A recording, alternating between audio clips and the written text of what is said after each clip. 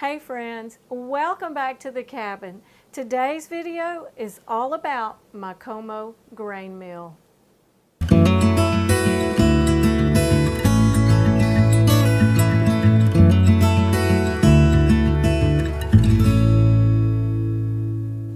So many of us are becoming more and more aware of the problems with consuming highly processed foods, and we are trying to mitigate those problems by removing as many of those from our diet and, even more importantly, from our family's diet.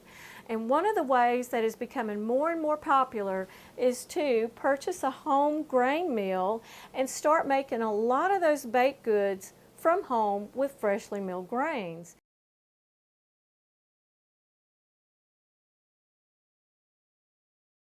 Now I chose this one for the classic lines. I chose it for the old world style, and being as it was an investment, I did want something that was pleasant to me to look at. So that's why I finally settled on the PK1.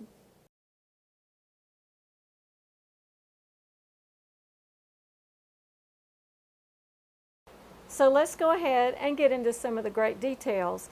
It does have a nice size hopper, and you will find this lid right here does actually have a hole drilled here, and you have a pin so that you can set it on there so that it doesn't bounce around and move around. It has a nice size outlet.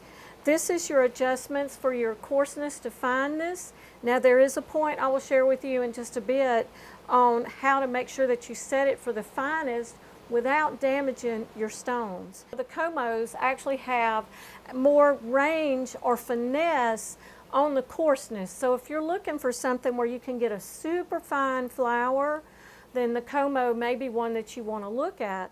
Also, the coarseness can go a little bit further as well. But I'm going to show you something. One thing that you can do, we're going to go ahead and look at the stones, but it's so easy to remove this top. You just like you would be adjusting your coarseness on here, you're just going to unscrew the top, the hopper, lift it off, and you can see what that looks like there. And then here are your stones. They just rest inside. They have two pins so that they'll always be lined up when you put them together. This is your top stone, and of course your bottom stone stays in there. Get my little stones lined up here. It has a 12-year warranty, which is just phenomenal for any appliance, but especially for a grain mill. Now to put your hopper back on, you just simply set it up there and you just start turning until it won't turn anymore. Okay, and that's going to put you right there. We're not going to force it, that's where it stopped. We're going to set it to its finest setting, but I'm going to show you how to do that right now. So we're going to take this little dot, it has a little gold-plated dot right there, metal dot, and we're going to go to the center and we're going to turn it on. It's so simple to operate. It has one button right here, which is the off and on switch. But I want you to pay attention to the sound. Now there's no grain in here, it's empty. It may spit out a little residual flour, but I'm going to turn it on and we're going to turn this hopper until we hear the stones touch, and then we're going to turn it back one. I usually turn it back 2 clicks, and that's going to be your finest setting that you can set without damaging your stones. So let's try that out.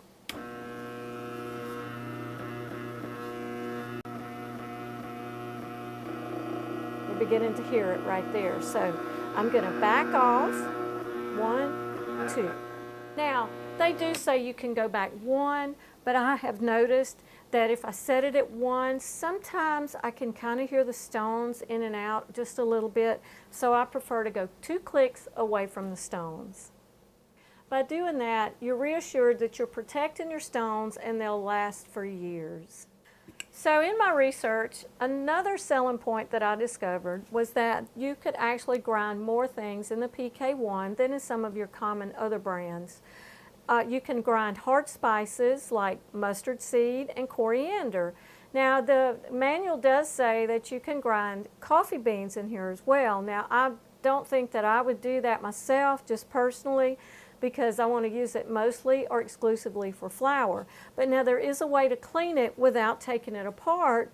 So when you do grind those grinds and those seeds in there, or coffee beans, or even black beans, other legumes like that you grind in here, probably before you run your wheat berries through there, you'll want to do a quick cleaning, and it's as simple as grinding rice in there.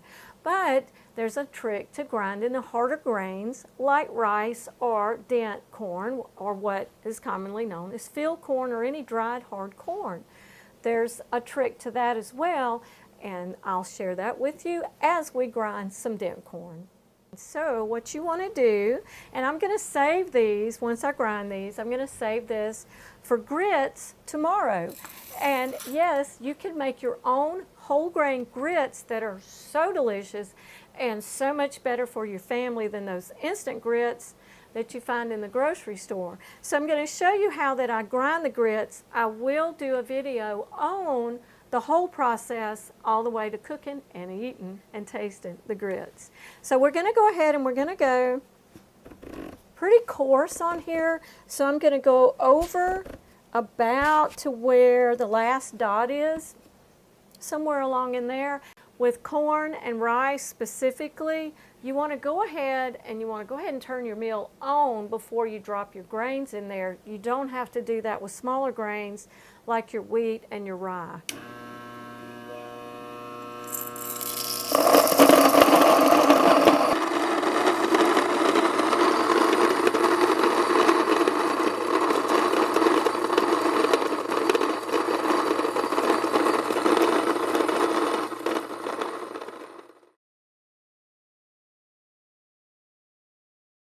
Now in the end, with corn, or any grain, but particularly with corn because it's so big, if you feel like the kernel is, the last few kernels are just not falling down and getting ground, you can keep turning a notch or two coarser until they do make their way down, and then they'll go ahead and grind, and then they'll clear themselves out. So, okay, so I'm going to set it back to the center for now. And I think we'll do a demonstration of just some wheat berries, and then we'll do a cleaning run with some rice.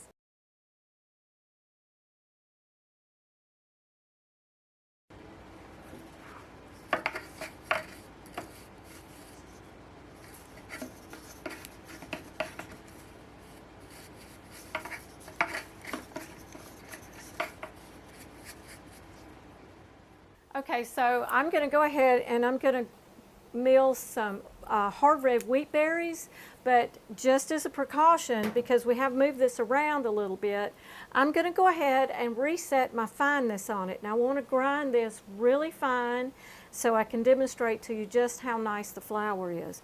But I've got our little gold dot right in the center. I'm going to go ahead and turn this on, and we're going to listen for the stones to touch. We're going to turn it towards fine until we hear the stones just begin to touch. Right about there, back it off, 1, 2, okay? So this should give us a really fine flour.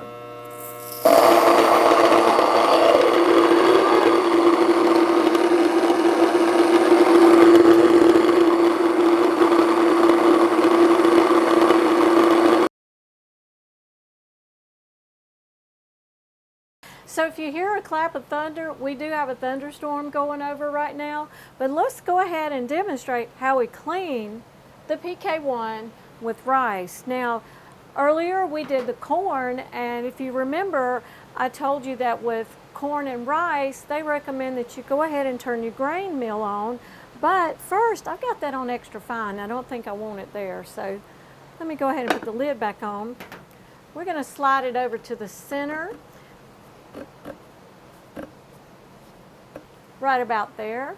Now we're going to go ahead and turn the mill on, and we're going to pour our rice in.